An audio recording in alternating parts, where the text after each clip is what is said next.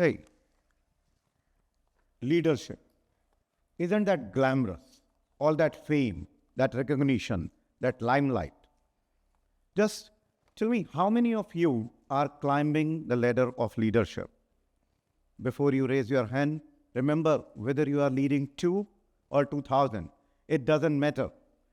Because once you are responsible for them, you are no longer one of them. You have become a leader. Just show of hands if you are leading more than 20 people. What about 10? 5? Wow, we got a room full of leaders. Can we have a big round of applause for all of you leaders here today? And here comes our truth. The higher we climb the ladder of leadership, lonelier it gets. We juggle with ideas. We wrestle with judgments, objections, situations, competition, all alone. The question is this only our problem or others feeling it too? I heard Simon Sinek talking about loneliness in leadership in TEDx. I did some research.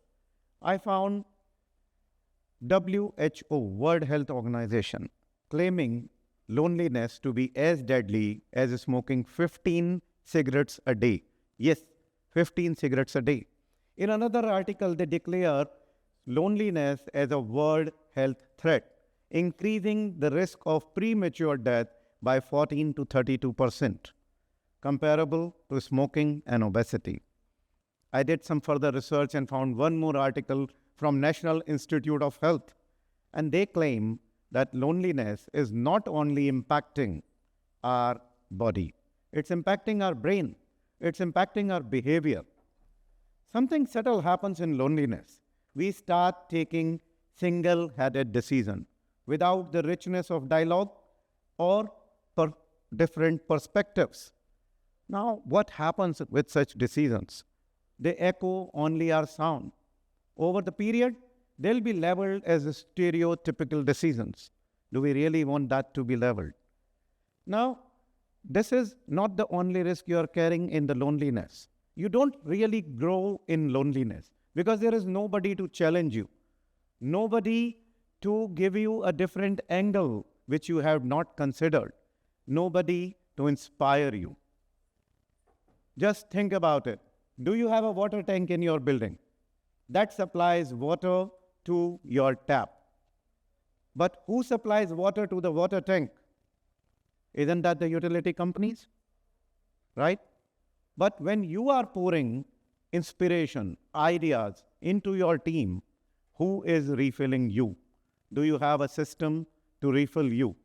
Is that important? How long can you pour the water from your jug if it is not being refilled? Now, when loneliness is impacting your growth, your body, your mind, what can you do about it? Can you live as is? But the question is, does leaders live as is? Or they transform the obstacle into legacies, something far bigger than us, something which will outlive us. I started finding the reason for isolation. The point was, our karma kshetra might be different, but we all have the same challenge: isolation. Isolation in our own walls. We are the one who have created the walls. Just ask yourself, how many villas are there on your street, or how many apartments are there on your floor? Do you really know your neighbors? Not just their faces, their cars, or the dogs. About them as people, as profession. Do you know them? Now just close your eyes and go back to your childhood. We knew every child on our street, on our block. Remember those evenings when streets will turn into playgrounds, will share freely. No barriers, no wall. As we grew up, we have created the walls. Walls isolating us.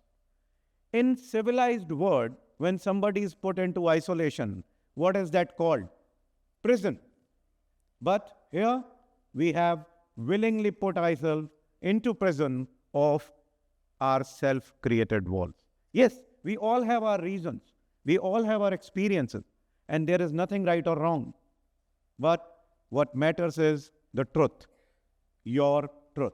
Today I am here with you to share my truth, my story. I landed in Dubai in year 2006. I had a lot of resources, but nobody to talk to. I remember those sleepless nights, staring at the ceiling 3 a.m., having a yellow pages open beside me, thinking, who would I call next? Who would I call tomorrow? Fear of failure and dreams of success fighting in my head all that sleepless nights. Who could I talk to? Could I speak with my management? They would think I'm weak. What about my colleagues back in India? They'll judge me. What about my team here? I was supposed to inspire them. Can I scare them? No. What about the family? I didn't want it to scare them too. So I carried it all alone. Just think about it. Live those moments. Ask yourself, have you lived these scary nights, those sleepless nights? Yes, we all have sailed through them. But how many leaders sank into those holes? How many leaders sank into those holes? The answer to my loneliness came in year 2013, when a friend of mine invited me to a networking event at 6:45 a.m. in the morning. First I thought, who wakes up at 6:45 a.m.? Yet I reached to the venue, Wednesday, 6:45 a.m., 33rd floor, World Trade Center. To my utter surprise, I was greeted by highly energetic individuals, and whomever I met there, they were keener on knowing what do I do and how can they help me. What do I do and how can they help me? Have you ever heard this? They followed a philosophy of giver's gain. That means what goes around comes around. It was fascinating. I started my journey of life with them. Week on week, we were meeting, and ideas were floating in the room. Deeper relations were growing. I was no longer lonely. Within some time, I started taking leadership roles in these groups. I climbed a few steps higher than other leaders, only to realize I was lonely again amidst the community. And that's where I felt I need a better solution for treating loneliness alone. Because remember, there is no permanent cure for this loneliness. There is only and only regular treatments. Now, what comes to my mind? Am I lonely or alone? Are there other leaders in the city who feel the same way? I started meeting a lot of leaders, discussing with them, why are we lonely? We discussed hundreds of ideas, hundreds of objections, hundreds of challenges, experiences we had faced, which could be filtered down to top 3 identified fears. 1, fear of being judged, fear of breach of confidentiality, and third, which was most unique, fear of being told wrong. As a leader, we are not willing to accept that we are wrong. Now, what do? I could gather 8 individuals who were ready to believe in me, who were ready to take an oath, not to be judgmental, uphold absolute confidentiality, and share their authentic experiences only. Don't point the finger on anyone that you are wrong or right. Yes, we started slow, but trust built. And in one such meeting, I came to realize that solutions to life doesn't only come from the word leaders' life stories. They come from the shared wisdom among common people. I'm a father of 2 boys. While my boys were growing up, I was there with them every day, physically, but not present. I was busy on my mobiles. I was busy on my laptop, busy in building my career. Yes, I was providing everything what I felt is important for them without realizing that what they needed was me being present, being connected to them, having emotional attachments with them. But time passed. Time passed, and our relation became distant. It increased further when they went out to US for their work, for their studies. We were hardly talking. It was painful. I was lonely in my nest, not only in my heart, but in my house. It was painful.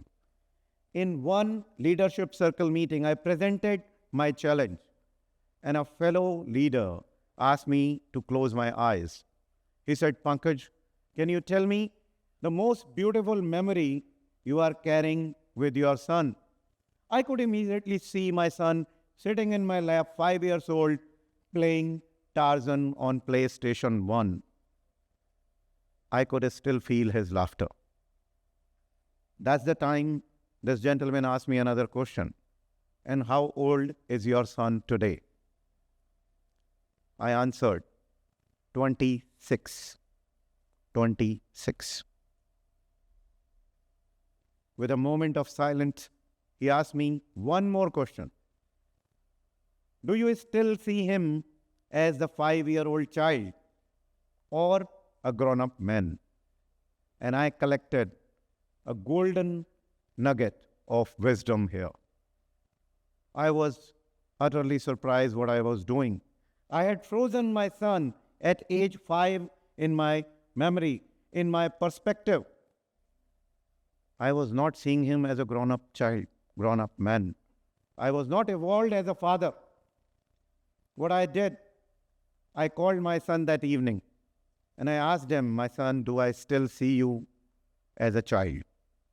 There was a silence on the phone, but this time I understand. It was not hesitation. It was respect. I promised him I'll change my perspective immediately. I would no longer see him as a child needed my guidance, but as an adult who I can learn from, who I can include in my decisions. And believe me, my relationship changed. It transformed to a new level. When I came back to my professional life with this learning, with this golden wisdom, I asked myself, am I seeing my team members as inexperienced, or I'm giving them a space to grow as leaders? I changed how I looked up to them, and they changed how they showed up. The trust took over the control. The hesitations, the resistance turned into competitiveness. They were more willing to work with me, for me. We were now a team. This is how a breakthrough in my personal life transformed my professional life forever. This room gave me a purpose to find leaders who are lonely, put them in a room together, no matter I am there in the room or not. As long as they remember their purpose, they uphold the confidentiality, they don't judge each other, and they share their wisdom. Yes, they will start slowly, but sooner these walls will turn into longer tables, welcoming leaders, and shared wisdom will pave the way for leadership. Ask yourself, will you share your weaknesses? Will you share your challenges? If you knew, nobody will judge you. Nobody will talk about it behind your back, absolute confidentiality, and they will share only authentic experiences. I would want to leave you this one question. Do you want to live your life as a lone leader, or you would like to nurture others? Because remember, when these leaders will go back into the society, something magical will happen. They will nurture others who will nurture others. And that will become our legacy of leadership. Remember, wisdom is the only treasure which goes by sharing. Don't stay lonely. Don't smoke those 15 cigarettes a day. Help me create this legacy. Thank you very much.